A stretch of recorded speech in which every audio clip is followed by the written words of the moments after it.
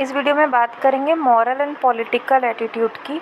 So moral attitude ऐसा attitude जो कि रिलेटेड हो राइट या रॉन्ग से, ठीक है। तो ये वो मतलब कोई भी चीज़ अगर राइट और रॉन्ग से रिलेटेड होती है तो वो मॉरल कॉन्टेक्स्ट में आ जाती है। तो एटीट्यूड के कॉन्टेक्स्ट में भी जब एटीट्यूड को हमें राइट और रॉन्ग के बेसिस पे मापना हो तो that is moral attitude.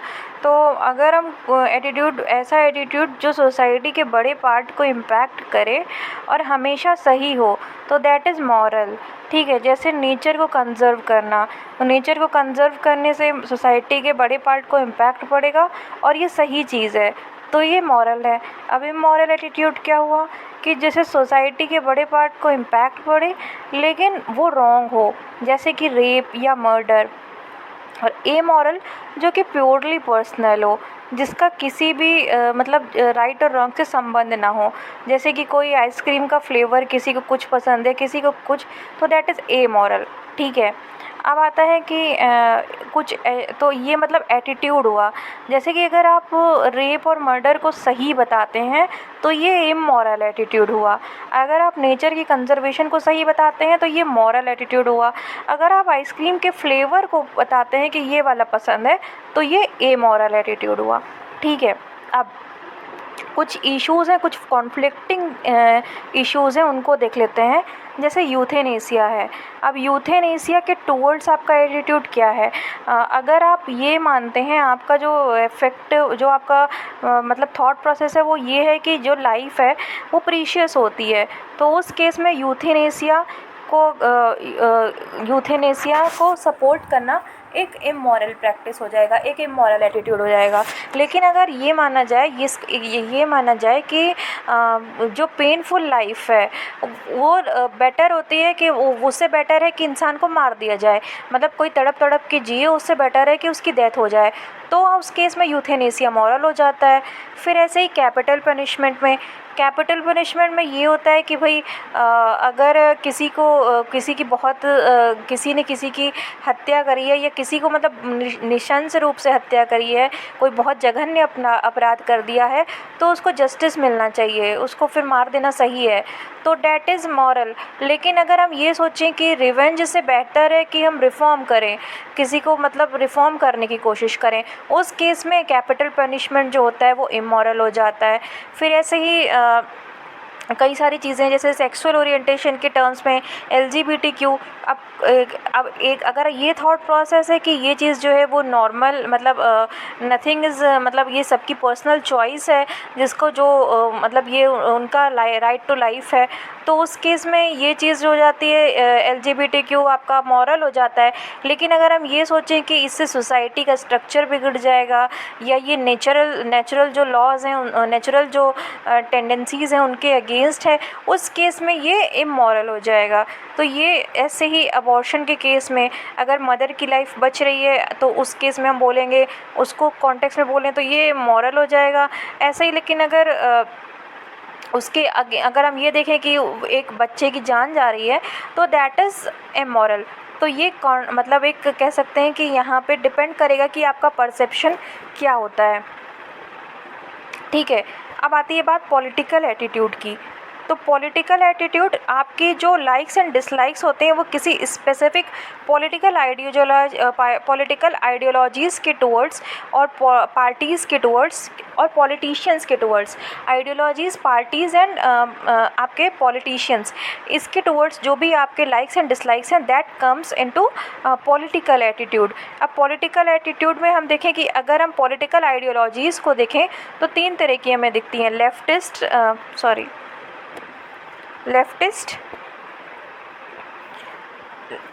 Leftist, centralist और राइटिस्ट। तो लेफ्टिस्ट जो होते हैं वो टोटल इक्वालिटी में बिलीव करते हैं, ये मानते हैं कि सरकार को जो है वो अंडर प्रिविलेज लोगों को उनको प्रेफरेंशियल ट्रीटमेंट देना चाहिए, सब्सिडीज़ देनी चाहिए।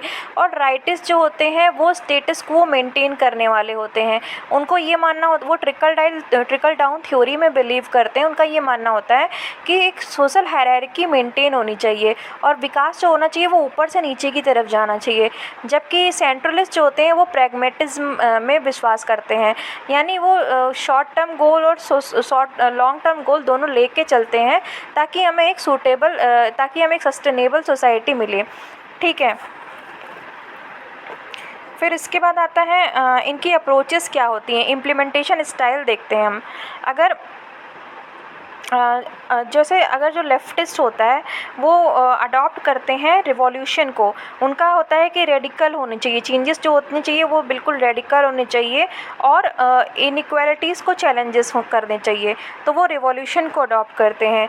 जो कंजर्वेटिव होते हैं वो उनकी अप्रोच जो होती है राइटिस्ट होती है, मतलब प्रोग्रेसिव अप्रोच है लेफ्टिस्ट की, कंजर्वेटिव अप्रोच है राइटिस्ट की। वो कहते हैं कि स्टेटस को जो होता है रेडिकल चेंजेस से बेटर है, मतलब हम रेडिकल चेंज नहीं लाएंगे और हम जैसे चल रहा है वैसे चलने देंगे और हम धीरे धीरे करके चीज़ों को चेंज करेंगे, दैट इज़ इवोल्यूशन। फिर जो एक्सट्रीम राइटिस्ट होते हैं, एक्सट्रीम राइटिस्ट की जो अप्रोच होती है दैट इज़ रिएक्शनरी। ठीक है, अब वो लोग क्या करते हैं कि वो पास्ट को वापस लाने की कोशिश करते हैं, वो कहते हैं कि हमारा जो पास्ट था वो बहुत महान था, हम उसको वापस लाएंगे। जैसे तालिबान या आईसिस, इनकी जो इसको बोलते हैं इसको रिग्रेशन बोलते हैं। तो यहाँ हम देखते हैं इनकी अप्रोच में रिवॉल्यूशन काम करता है, यहाँ इवोल्यूशन और यहाँ रिग्रेशन। ठीक है,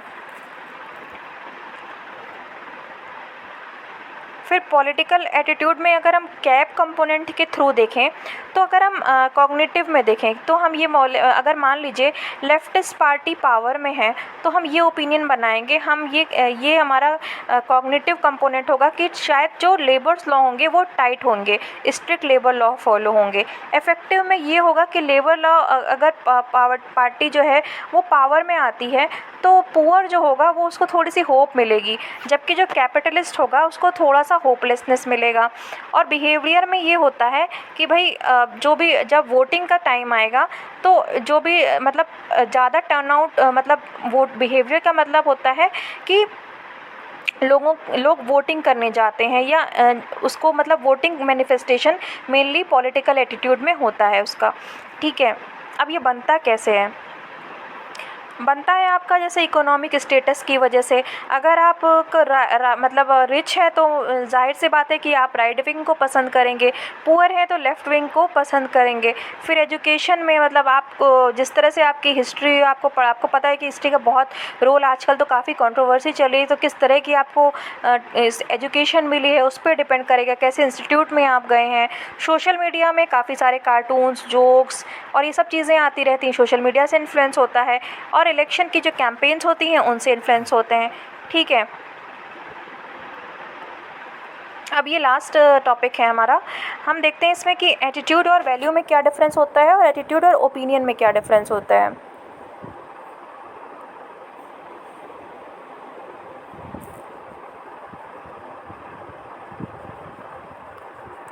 एक